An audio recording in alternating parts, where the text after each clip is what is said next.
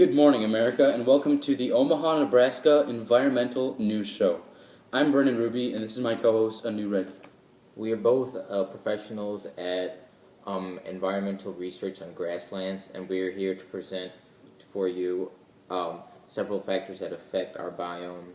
And yeah. Okay, so today in the Midwestern grasslands and prairies of the United States, a fire started by a campfire gone out of control and is now burning throughout a large portion of the Midwestern grasslands. The fire was started when a group of teenagers forgot to put out their campfire, and when the wind gusted, some embers flew into the close-by dry grass and caught fire. The grass caught fire and began to rapidly spread. Our environmentalists anew here will now give you information on how this will affect the environment in the long term.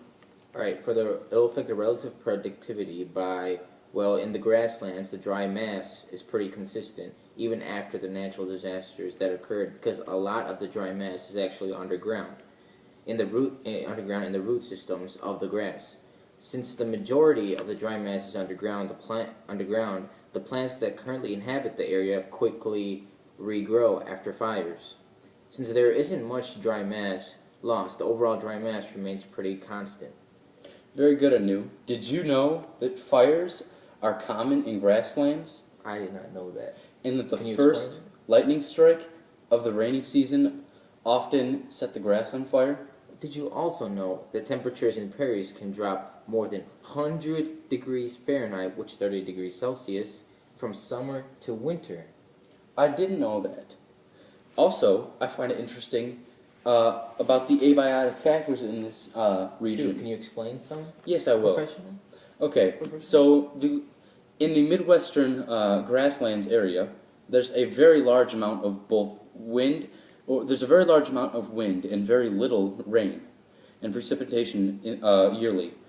So the large amount of wind and low yearly precipitation fall lead to a very dry climate.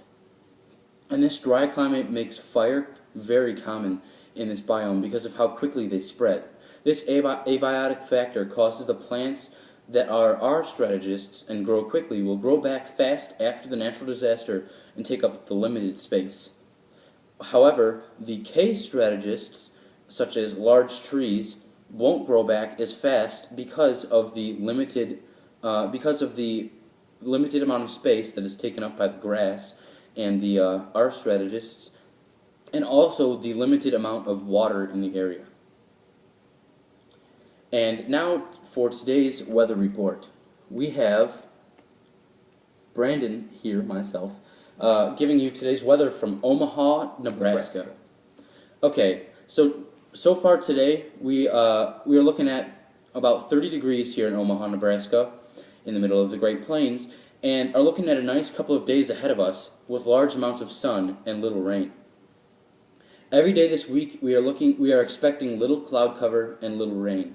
Right now it is 30 degrees here in Omaha, Nebraska, in the middle of the Great Plains, and there are high winds that are expected all week and gusts of 50 miles per hour.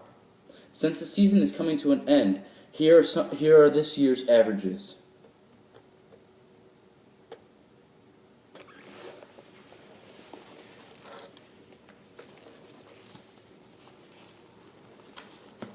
Okay, as you can see, the high temperature recorded this year was 70 degrees, and the low temperature of negative 40 degrees.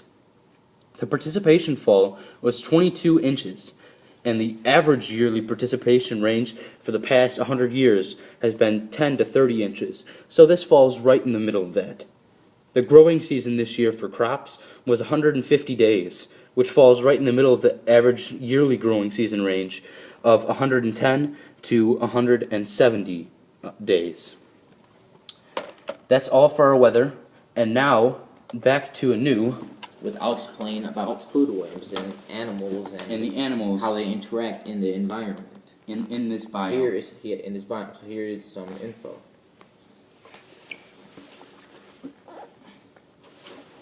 Okay, there are many animals that live within the temperate grasslands. Some of the animals that are located within this biome are gray and red squirrels, chipmunks, woodpeckers, and salamanders, to name a few.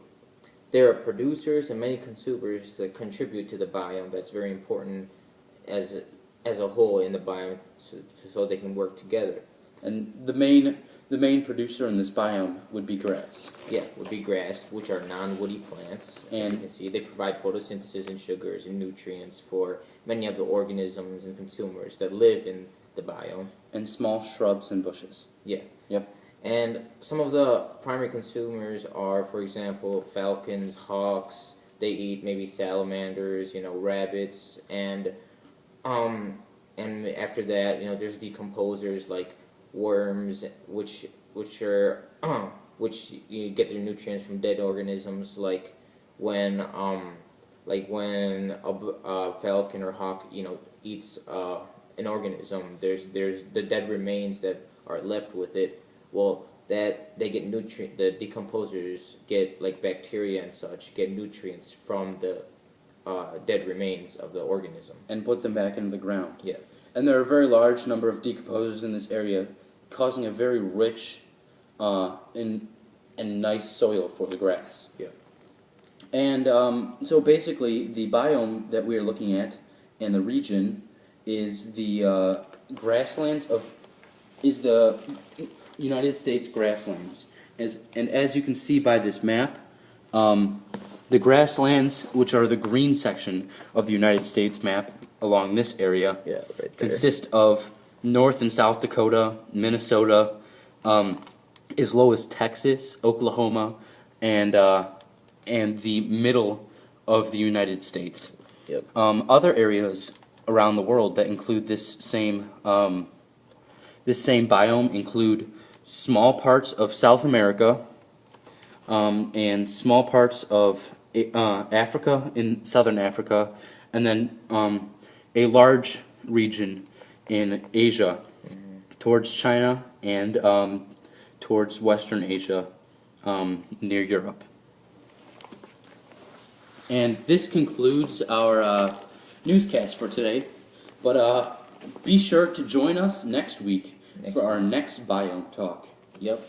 I hope you think this is very interesting, because me and him work very hard newscasting this. And if you want more information, Visit go our to website. Visit our website, which is www.anewreddy/brandrubs.organization.org. For short.